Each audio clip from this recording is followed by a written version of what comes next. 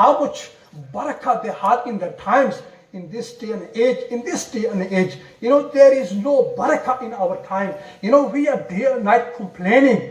I have so many tasks to do, but time doesn't allow me. Time very rapidly passes by, and we are unable to do what we are supposed to be doing and we wanted to do. We cannot do because there's no barakah left in our time.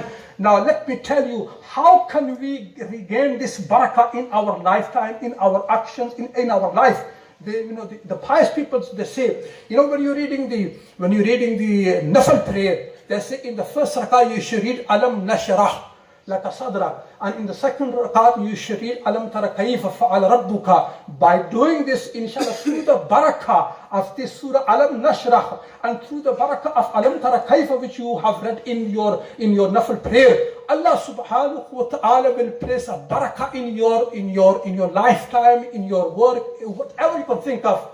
Because today, due to our sins which we are committing upon every step and day and night, no barakah left. There is no barakah in our sustenance, in our livelihood. All the family members are working, but sister complains that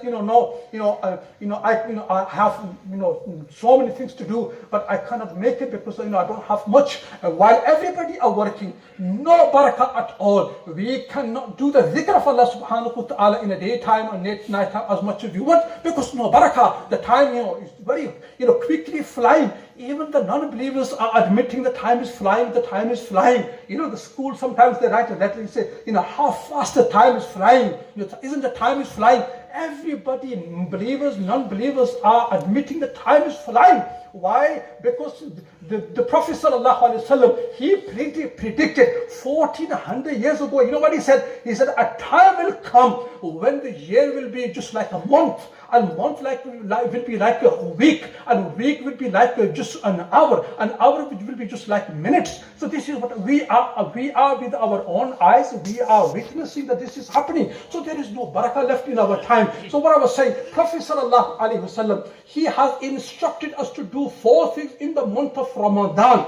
By doing these 4 things, we will gain the pleasure of Allah subhanahu wa ta'ala, and also the recitation of Quran. As I said, Imam Abu Hanifa rahimahullah, he used to read in the month of Ramadan, he would complete 60 Quran. You know what they say? The place in which he died, in that very spot, how many Qurans he finished? He finished 70,000 Qurans on that very spot where he died. Imagine how much worship, besides all the work of deen he did, the teaching he did, and the masail, he preached others. But this was his worship. So Imam Abu Hanifa rahimahullah, these predecessors, we need to learn a lesson from them. We cannot finish 60 Qurans, but we should, we should try our best in the month of Ramadan to complete as much as we can the Qurans, so that we can gain the nearness of Allah subhanahu wa ta'ala, the closeness of Allah subhanahu wa ta'ala, the pleasure of Allah subhanahu wa ta'ala. So Prophet sallallahu alaihi wasallam, he said, in the month of Ramadan, you should do 4 things. By doing 2 things, you will please Allah subhanahu wa ta'ala. And the other 2 things, you have no choice, but you have to do them. What are they? He said, in the month of Ramadan, he said, you should do the recitation of La ilaha illallah as much as you can.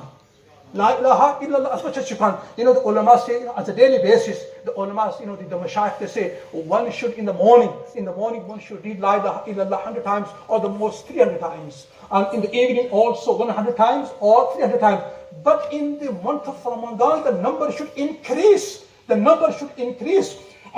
Rasulullah sallallahu alaihi wasallam in the hadith, what he said? He said, you should keep on renewing your iman. The Sahaba Kiram, they said, O Prophet of Allah, how can we renew our iman? He said, you should read abundantly La ilaha illallah. You will keep on renewing your iman. And in another hadith, Prophet sallallahu alaihi wasallam, he said, you continue reading the La ilaha illallah before something becomes a barrier between you and La ilaha illallah, which means when you fall ill, then you lose all the senses, and then you may not be able to read La ilaha illallah. He said you should read the La ilaha abundantly. So in the month of Ramadan, Rasulullah sallallahu alaihi wasallam is saying you should read La ilaha illallah abundantly. And Musa alayhi salatu wasalam asked Allah, oh Allah, you give me something that I can remember remember you. I can do your dhikr. Allah subhanahu wa ta'ala said to Musa alayhi salatu wasalam, oh Musa, say la ilaha illallah abundantly. He said, oh Allah, everybody, all your slaves are saying la ilaha illallah. He said, oh Musa,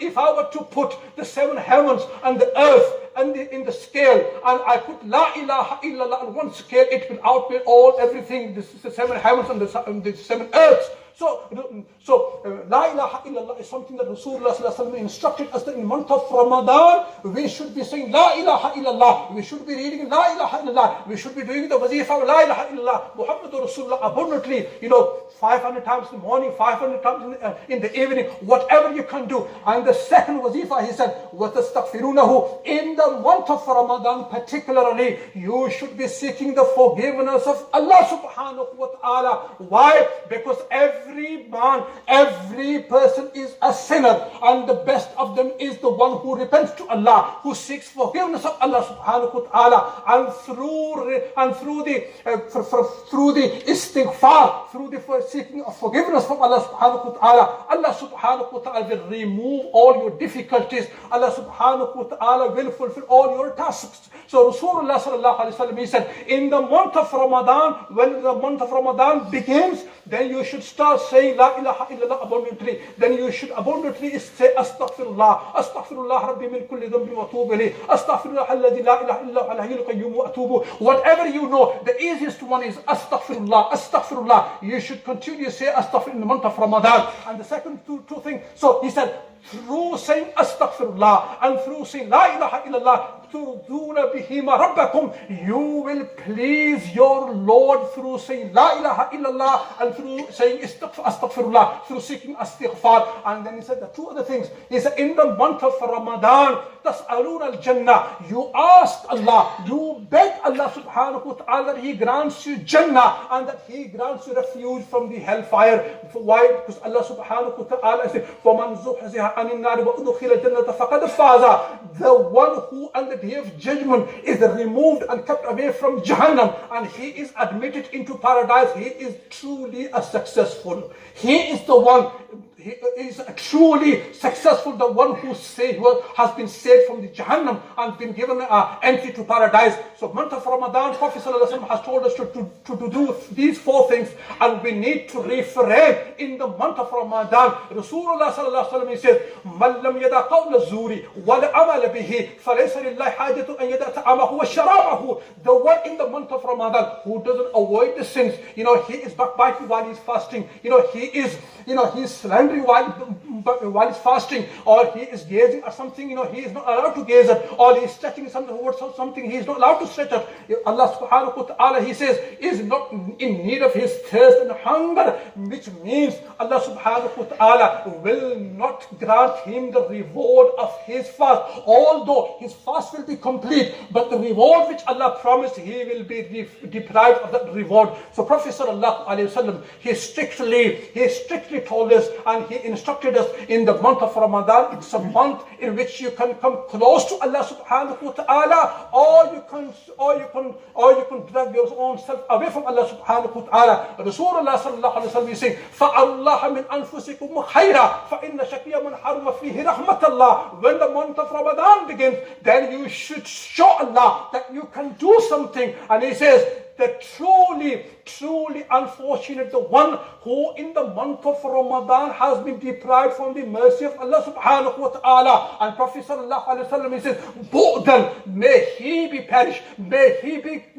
kept away from the rahmat of Allah, who was present in the month of Ramadan, and yet he was not forgiven by Allah subhanahu wa ta'ala. Some people, what they think, I don't have to do anything. Once the Ramadan starts, I will be forgiven. I can tell you now, you will not be forgiven until you seek the forgiveness of Allah subhanahu wa ta'ala. Until you do something, Allah subhanahu wa ta'ala will not grant you anything, because Jannah is not something so cheap that you can just get it, without doing anything. You have to do something. You have to please Allah subhanahu wa ta'ala. You have to strive and you have to struggle in the month of Ramadan in order to please Allah subhanahu wa ta'ala. I tell you, when Allah subhanahu wa ta'ala is pleased, then you can think that you have everything. If Allah subhanahu subhanahu wa ta'ala is not pleased and you have everything, then remember you don't have nothing. So my dear brothers and young brothers, Allah subhanahu wa ta'ala, may He take us to the month of Ramadan very safely, and may Allah subhanahu wa ta'ala give us the tawfiq that what we can,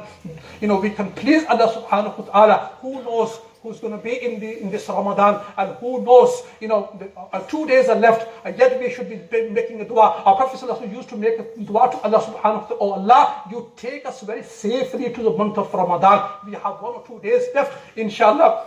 When the Ramadan is going to start tomorrow, after Asr, before Maghrib, you will find out when the Ramadan is going to be. It could be on Sunday or it could be on Monday. Tomorrow, inshallah, we will find out. Ramadan Mubarak के सिलसिले में ये सुन लें कि कल नमाज असर के बाद इंशाल्लाह मालूमात आ जाएंगी कि रमज़ान मुबारक आगाज़ इतवार को होता है या सोमवार को होगा। इंशाल्लाह कल इसका पता चलेगा। अब आपसे गुजारिश करेंगे कि प्लीज़ टर्न ऑफ द सुनन।